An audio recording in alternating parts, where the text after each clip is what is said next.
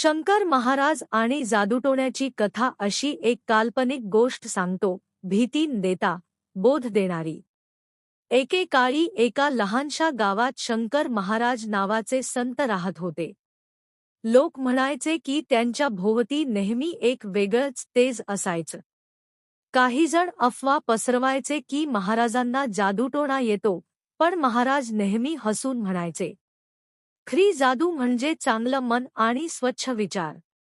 एकदा गावात मोठं संकट आलं।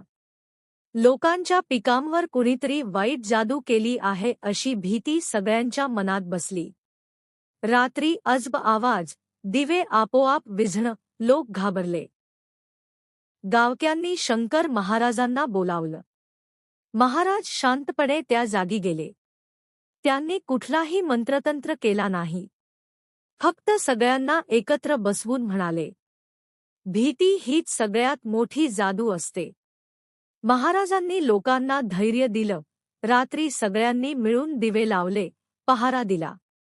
2 दिवसात कळलं की तो आवाज आणि सावल्या एका जुन्या पडक्या वाड्यातील प्राण्यांमुळे होत्या, जादू काहीच नव्हती, फक्त गैरसमज होता।